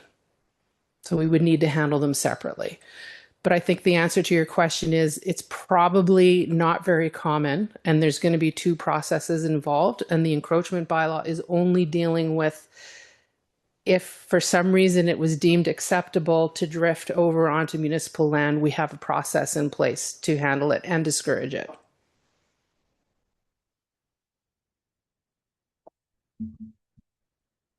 The portable accessory structure reference is in Schedule B, which I understand to be permitted encroachments without an encroachment agreement required. Which again seems to me to be an invitation, go ahead and encroach, because you don't need an encroachment agreement to do it. And I am struggling entirely with encroachments that can be unauthorized and yet exist. Why would we not just say we can authorize encroachments, but have a list of things that don't require authorization but are going to be permissible? I'm flummoxed. I don't understand what the intent is. I mean, if it was existing and this was grandfathering, perhaps I could see that. But that's not the way I read it at all. To have like two schedules worth of things that, and maybe the utility one is different. So that's encroachments onto utilities, and that is different in kind. So that Schedule C might be all right, but Schedule B, a list of encroachments that you can have without even asking us. You need no permission. Unless I have totally misread what this is saying.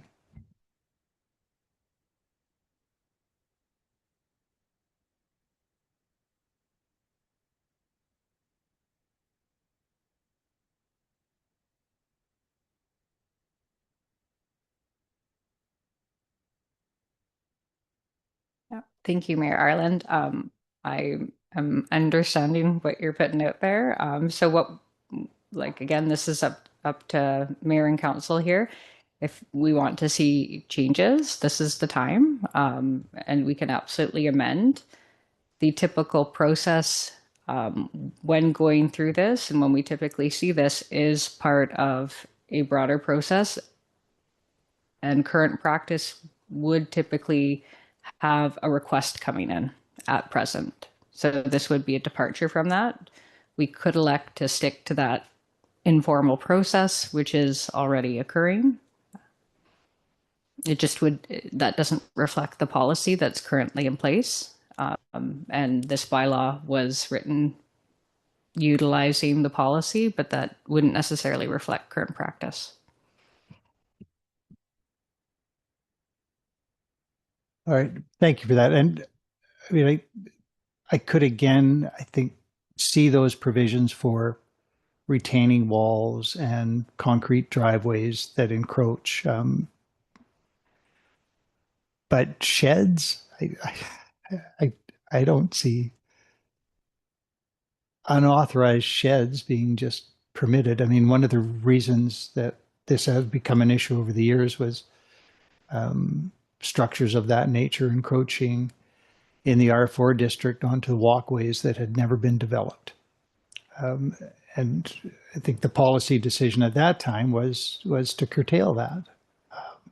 But this then, I mean, although it's more limited, it can only be 0.3 meters.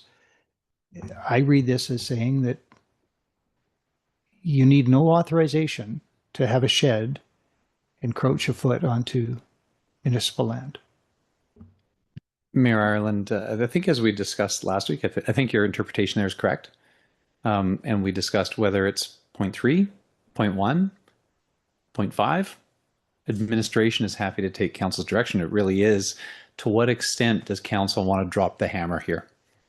Right? Zero tolerance, zero encroachment.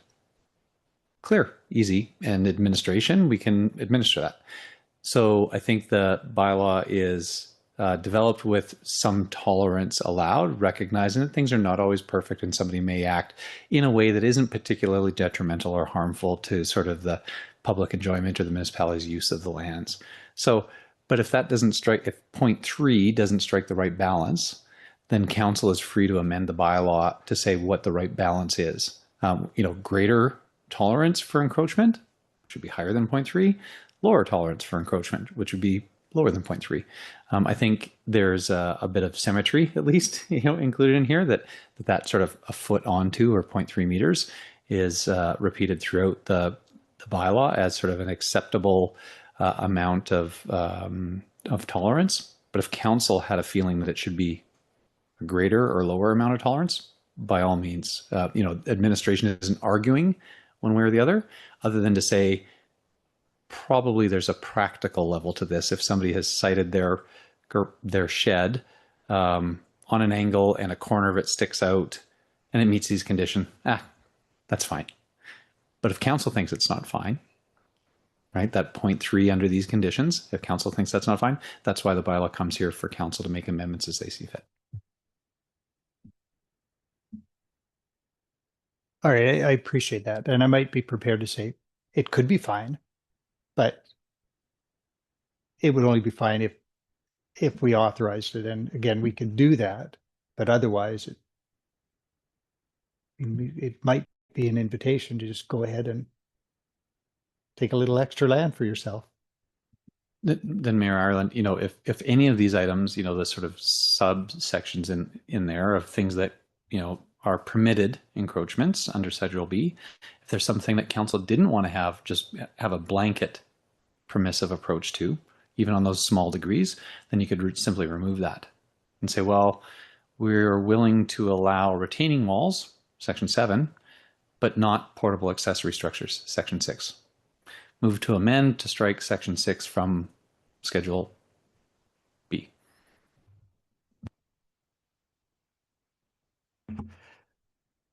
Thank you for that, Councillor Melnick.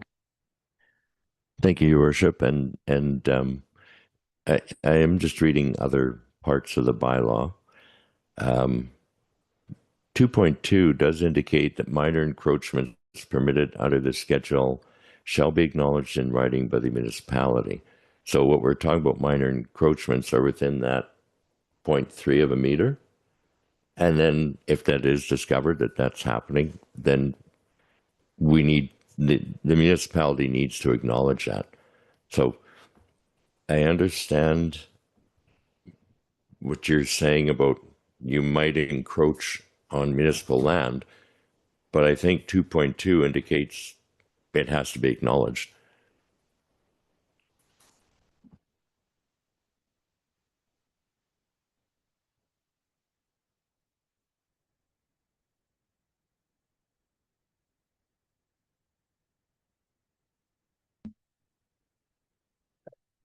I agree, it has to be acknowledged, but it's still permitted. Yes. Our acknowledgement doesn't change the fact that it's permitted without authority.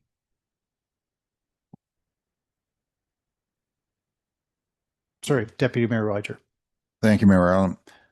The problem I see is that if you've got somebody that's a bad actor that does something that is just there to annoy people, there's nothing you can do if it's a permitted encroachment.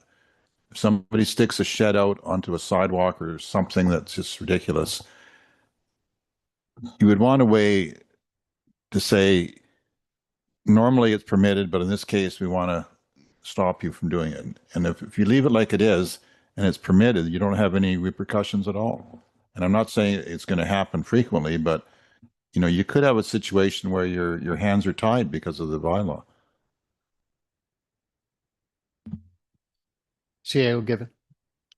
Mayor Ireland, a challenge with the bylaw that covers this many aspects is there's all these different parts that need to be read together. And so even Schedule B, which talks about permitted street encroachments up near the front under general conditions, 1.2 says all permitted encroachments under this schedule. So anything that's allowed further on in this schedule, under Schedule C, shall not impede pedestrian or vehicular access, shall not interfere. 1.2.5 may be required to be moved at any time at the direction of the municipality. So notwithstanding that everything else that follows says, yeah, you're within the 0.3 meters, it's generally okay. 1.2.5 says, and the municipality can tell you to get rid of it at any time, notwithstanding the fact that it might otherwise be quote unquote permitted. So there's a lot of points to this bylaw. There's the bylaw itself, there's all the different schedules, and it can be challenging to see how they all interact together. Council can be confident that the bylaw itself and all the schedules are A, based on the existing municipal policy, and additionally, B, have been passed through municipal legal counsel for review prior to being brought forward to the council. So administration is satisfied that we've done our due diligence in ensuring the bylaw is enforceable and practical. If there are, from a council perspective, tolerances that you're not satisfied with, that's just a sort of community sentiment. In terms of the enforceability of the bylaw legally, we have taken the step of ensuring that this goes through legal review prior to bringing it forward to the council table. Okay, so you're saying 1.2.5 would supersede any other permission. So if that's the case and that's established, that'd be fine. Okay.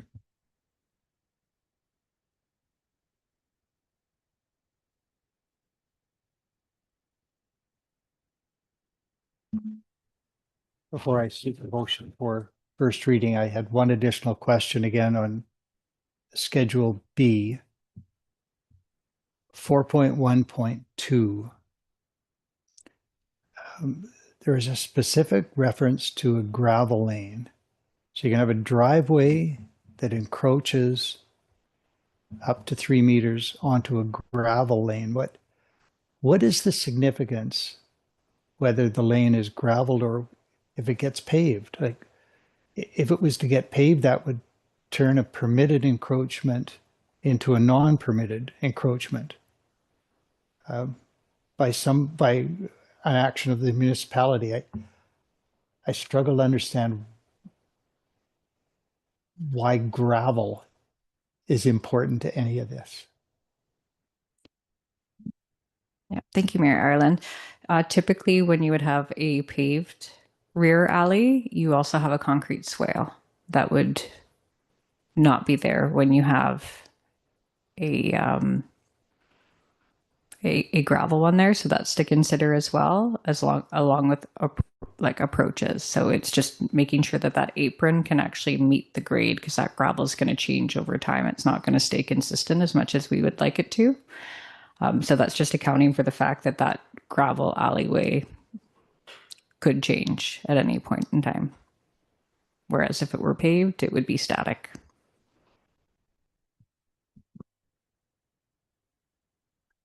Mayor Ireland, maybe just additionally, I mean, at a really practical level, gravel lanes are materially different from hard surface lanes in that they're easy for us to dig up if necessary operationally. And so a minor encroachment into a gravel lane is kind of no big deal, 0.3 meters. But a major one actually materially changes the ease of use for the municipality in terms of either having to dig it up or having to regrade the gravel alley. And so I think what this is saying is a small encroachment is not a big deal, but if you go further than that, particularly in a gravel lane, it impedes municipal operations. If we have to come through and regrade, it also, as Director Donaldson said, it might change the course of water flow, which could have an impact on your neighbors. So why a gravel lane? Because gravel lanes functionally are different than hard paved lanes.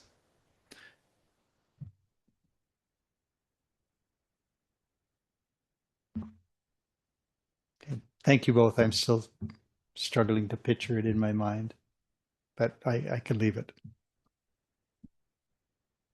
Any other comments with respect to the overall bylaw or the provisions of the schedules? Councillor Conscrewed. Thank you, Mayor Ireland, through you to administration. Could you give me an example of when we would make that exception of the 0.3 meters?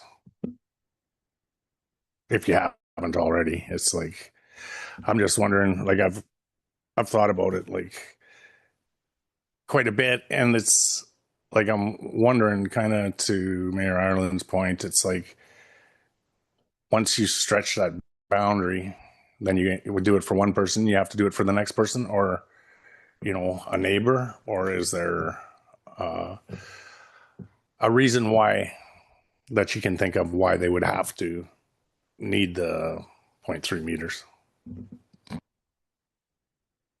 Yep, thank you, Mayor Ireland, for Councillor Conscrewed there. I would say the most recent one that comes to mind, let's say someone's renewing their lease and they have a slight encroachment with their gate, and it's within that tolerance level, rather than have them rip it down and replace that, we may be able to utilize some discretion there. I think another one would be retaining walls. We see quite often people that have irregular frontages. If they're on a corner lot, you're going to see that retaining wall come up at the side, which we would permit so that they can actually have a driveway. Otherwise, it would be quite difficult to do that, or that the slope wouldn't be reasonable or manageable. So those would be a couple examples that we've seen as of late. Okay, thank you. That gives me a little clearer view. I really wanted to say I wanted to draw a line in the sand and don't step over it. And if you do, only step 0.3 meters over it.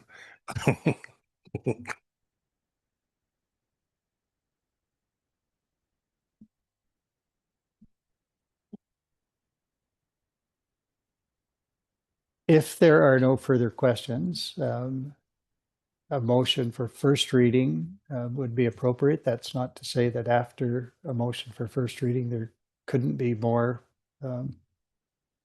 discussion and potentially motions for amendment, but we should get started with something. Deputy Mayor Roger. Thank you, Mayor Allen. I will move that. Where is it here?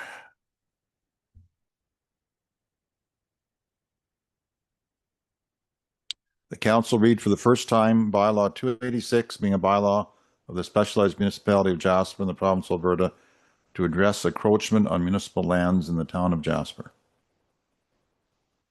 Is there any discussion on the motion or debate? I will call the question. All those in favor? There are none opposed. That is carried.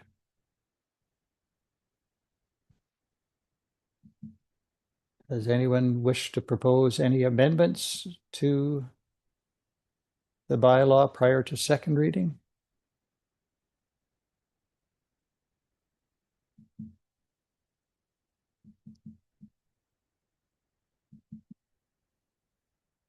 Deputy Mayor Roger. Thank you, Mayor Ireland. I propose that the word authorized be placed in front of encroachments at the beginning of section 3.2.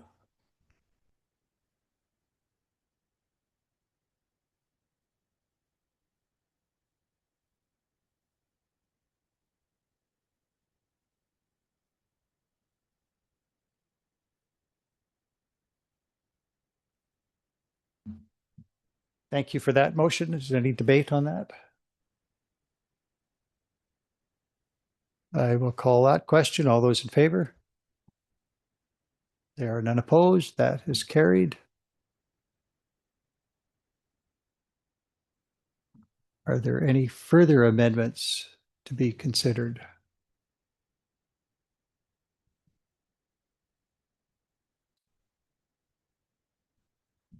If not, I would look for a motion for second reading of the bylaw as amended.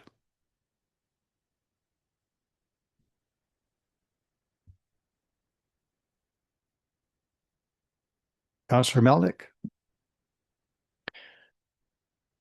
Thank you, Your Worship. I make the motion that council read for the second time Bylaw 286 as amended, being a bylaw of the specialized municipality of Jasper in the province of Alberta to address encroachments on municipal lands in the town of Jasper.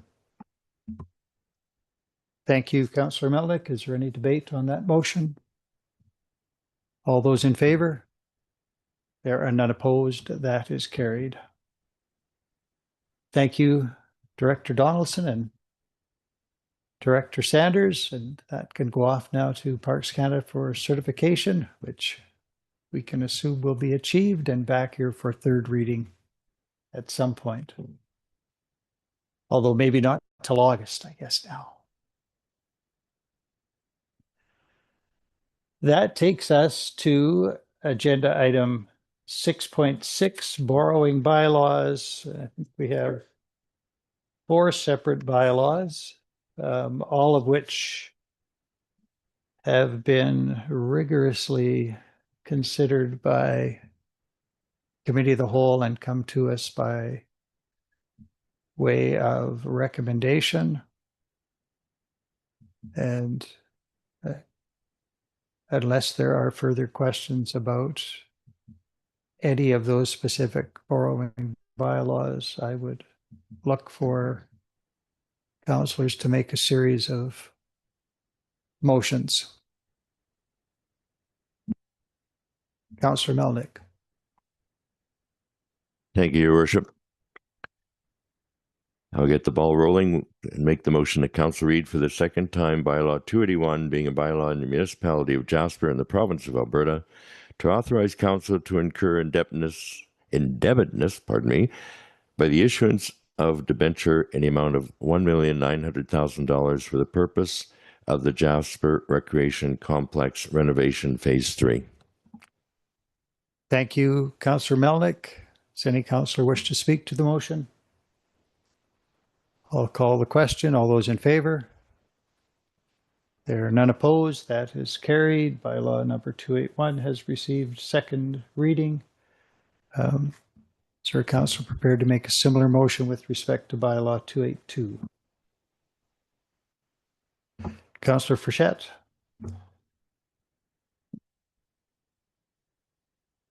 Yes, I make the recommendation that council read for the second time bylaw number 282, being a bylaw of the municipality of Jasper in the province of Alberta, to authorize council to incur indebtedness by the issuance of debenture in the amount of $3.2 million for the purpose of wastewater treatment facilities and renovations and upgrades.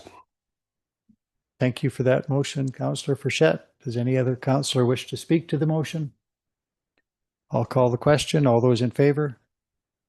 There are none opposed. That is carried, and bylaw number 282 has been read for a second time. And I would look for a motion with respect to bylaw 283. Deputy Mayor Roger. Thank you, Mayor Ireland.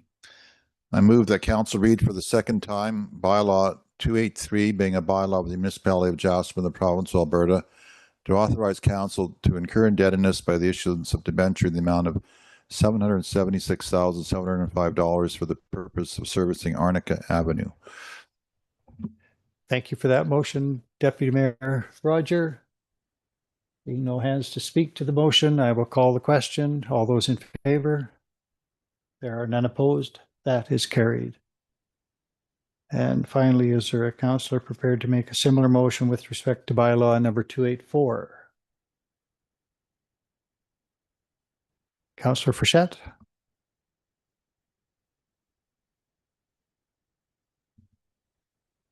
Thank you, Mayor Ireland. Make the motion that council read for the second time bylaw number 284, being a bylaw of the municipality of Jasper in the province of Alberta, to authorize council to incur indebtedness by the issuance of a debenture in the amount of $4 million for the purpose of servicing wildfire-affected water and wastewater infrastructure. Thank you for that motion, Councillor Frechette. Seeing no hands for debate, I'll call the question. All those in favor? There are none opposed. That is carried. That takes us to agenda item 7, notices of motion. There are none before us, which takes us to agenda item 8, councillors' reports. What do councillors have to report today? Councillor Melnick. Thank you, Your Worship. I report that I attended the Community Futures West Yellowhead Board meeting, and also after that meeting, we had the annual general meeting of the board in Grand Cache on June 24th. Thank you, Councillor Melnick. Other reports, Councillor Frechette. Thank you, Mayor Ireland. Yes, just to report that our Community in Bloom committee worked hand in hand with a robust group of volunteers, roughly 150 people from Parks Canada, municipal government, volunteers from the contractors group, and various volunteers throughout the community. We spent a full day or 2 days, I guess, planting trees, cleaning up the highways, cleaning up the back lanes, and various green spaces in the community. It was a delightful day, and very, very proud of all of the people that participated, and can't say thank you enough to everyone. Thank you. Other reports?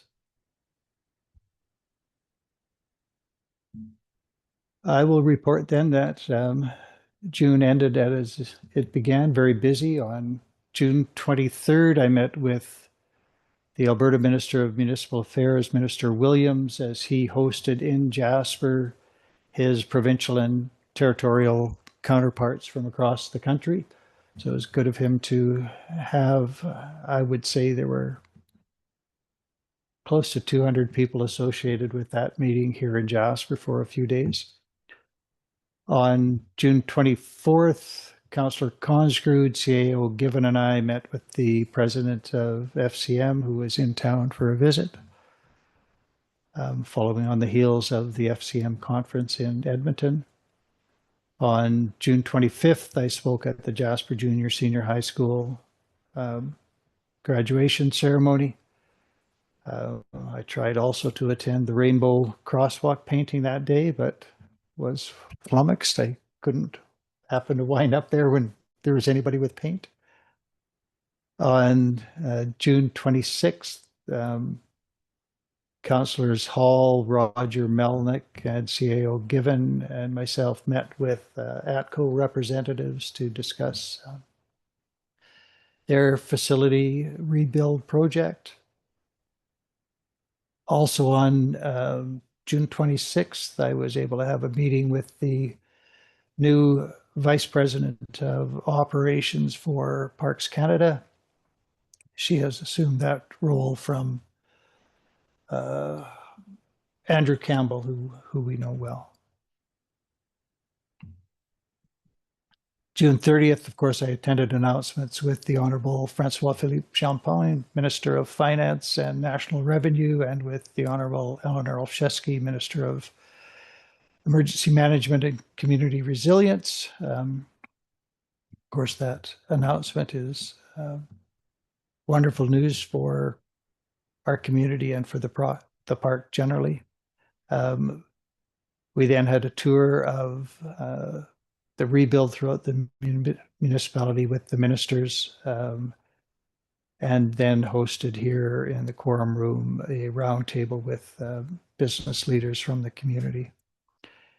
And of course, July 1st, as did others, I attended the pancake breakfast, the flag raising event, the parade, and then Councillor Consgrud and I attended a teepee raising demonstration later in the afternoon.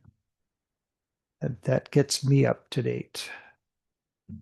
If there are no further councillor reports, there is a short list of upcoming events.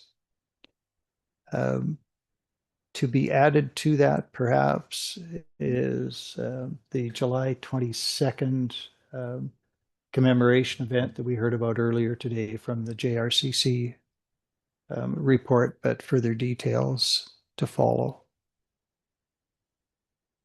And if there is no further business, I would look for a motion to adjourn at 4:33 p.m. Councillor Frechette? All those in favor? There are none opposed. We stand adjourned. Thank you all.